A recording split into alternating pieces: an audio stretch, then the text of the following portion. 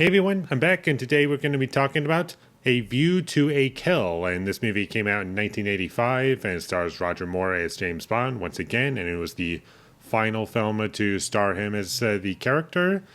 And this movie has Christopher Walken in it too. And this was my least favorite Roger Moore James Bond film, and it's the only one that he starred in that I would call bad.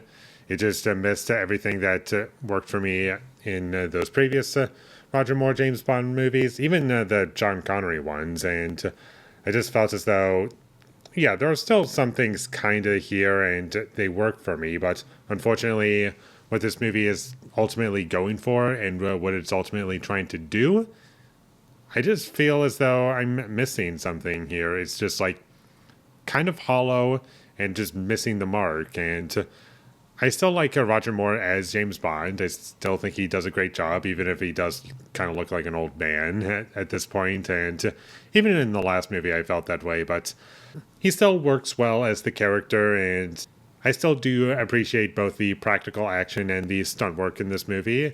I thought that was cool and fun to watch, and there were some moments of humor that I did get a laugh out of, and this movie, at the very least, gets the tone right as far as these Roger Moore James Bond movies are concerned. And that was about all of my positives for this movie. I didn't like the music in this movie. I just found it to be incredibly distracting and just dragged down every scene that it was used in. I do like the opening credits theme song. I thought it was memorable and kind of fun and catchy, but outside of that, did not like the music or even the song choices. Those were distracting for me, and the film did get pretty boring for me in the second half. The first half, it was just like setting things up, and I was like, okay, I'm kind of interested to see where things are going to go.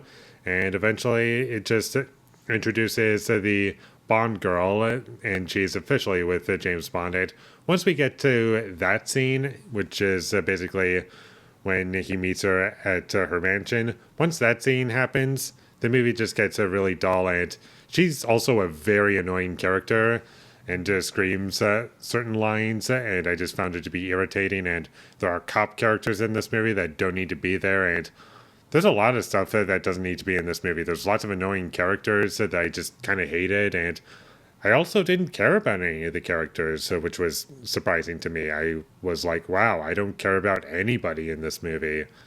That's shocking. I also felt as though they kind of betrayed the character James Bond a little bit because there's an action scene where he's just like going through cars and just like running over cars and just like causing a lot of destruction just to get after this one hitman. And I just felt as though they kind of betrayed the character a little bit in that scene. And I get that does happen sometimes in these movies, but I just felt as though there wasn't really much of a purpose for it in this movie in particular. Like, if you're going to have that happen in this movie, do something with it. Otherwise, it's just going to feel like you're wasting my time. The movie also lacked subtlety, and I just felt as though there was also a lack of discovery in terms of, like, I never once felt satisfied with where the plot was going. Not that I ever really care about where the plot is going in any of these movies. That's one of the things I just don't really care for all that much, is just the plot. It's kind of irrelevant. Just take it or leave it. But in this movie, I just felt as though, yeah, I'm not really caring all that much, and that's another reason why I wasn't engaged with anything in this movie. There was an elevator escape scene that I thought looked pretty bad, and there was a moment where you could tell that the elevator is nothing more than a set, and I was like, wow, that looks bad. I never once was able to take the villain in this movie seriously. I just didn't feel as though what we were being shown was a character that was intimidating. I just felt as though he was just a random crazy guy and nothing more. And I get it, that can be scary, but it just didn't work for me in this movie, and he was just kind of a waste and also kind of annoying.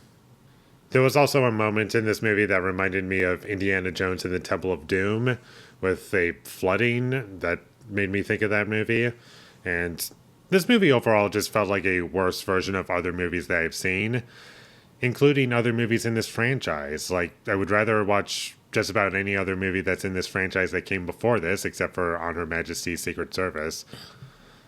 And I just got nothing out of this movie. This movie was supposed to be like the tagline, at the very least, on the poster is like, has James Bond finally met his match? And You watch the movie and it's like, oh, it's just crazy guy. Nice.